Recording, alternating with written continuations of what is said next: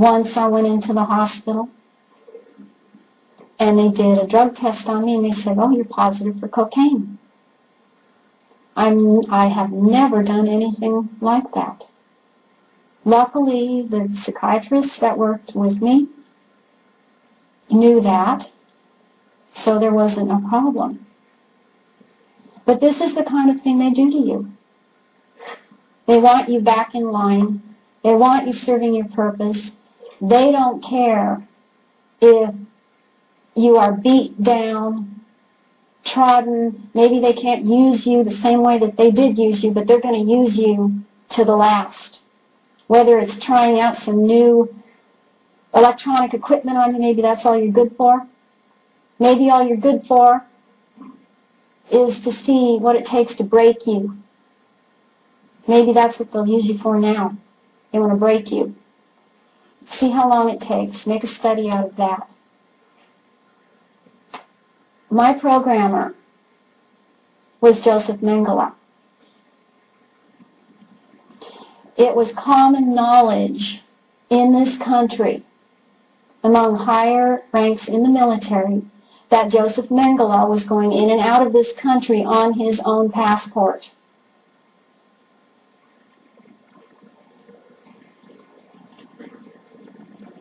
He went from the United States to South America. I saw him at China Lake Naval Weapons out near Ridgecrest, California. That is also very much associated with Area 51.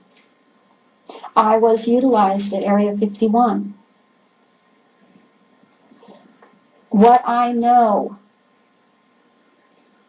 about underground bases at this time, specifically Area 51, is that the first 5 levels are more or less associated with the United States government.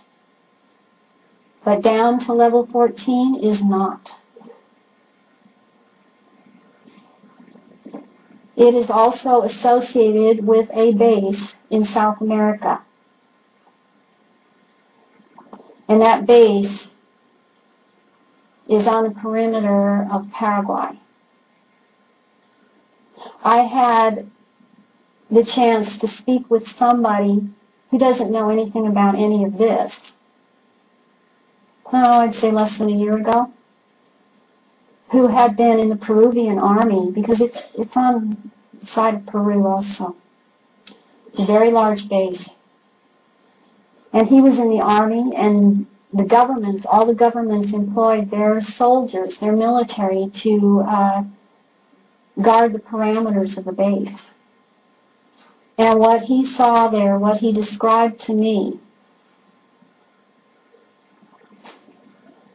were all of the Indians in the area they killed, hanging them upside down, draining fluid out of the spinal column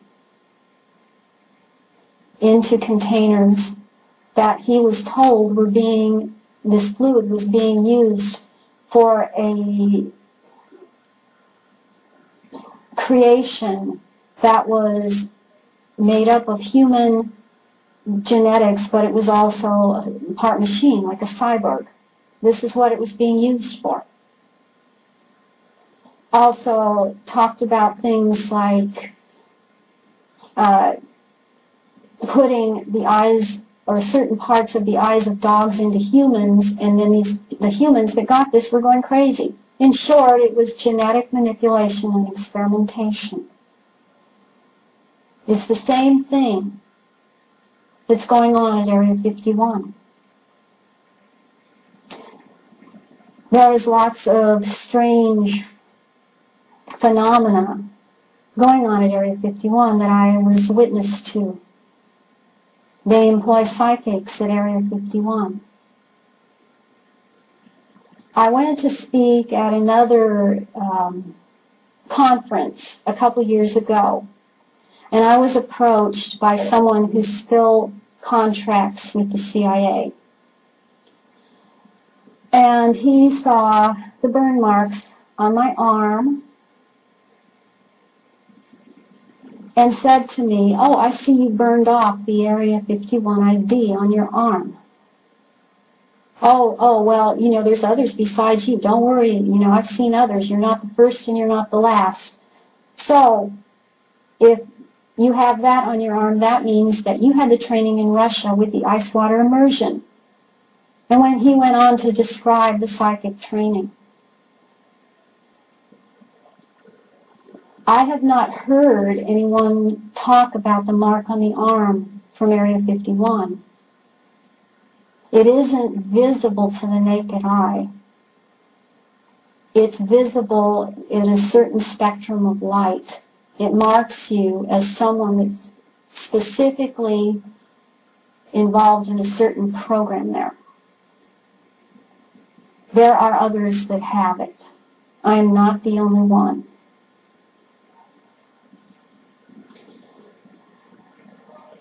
Something else that I was used for, there is an intelligence agency. It goes by the name of Janus. The other side or face of Janus is called Sirius. Sirius is made mostly up of military trained psychic assassins. They're watchdogs. Janus is also psychic assassins. I was being contacted to do that, and I happen to remember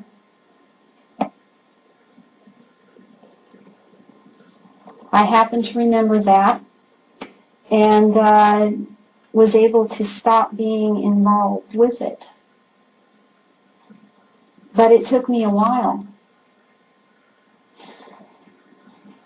I had said something to Julianne McKinney about it, and she acknowledged that there is this group. It is a person that heads this group, tries to stay out of the public eye. He is known because he is on the Council of Foreign Relations. The headquarters of this program is in Brussels, Belgium, in the NATO building. They train psychic assassins and sell them to agencies, other agencies. That is what they do.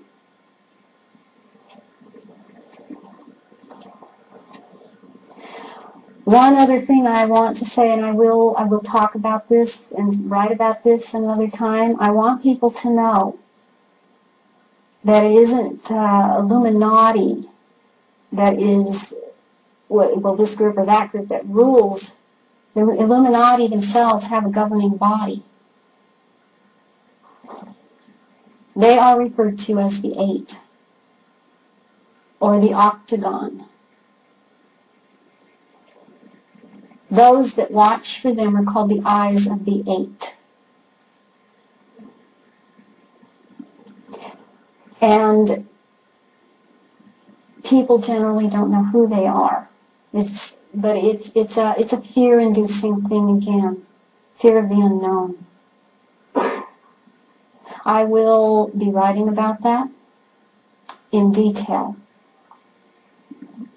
But I want people to know there is a ruling body that doesn't stop at the Illuminati. They themselves are governed by this group. They rule the 4 points of the earth and the points in between, according to them.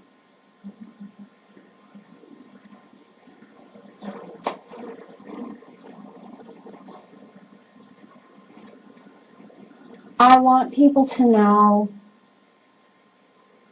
that I have hope for this planet, for all that live on this planet and in this solar system and in the galaxy. I really think I had a hard time having hope until I realized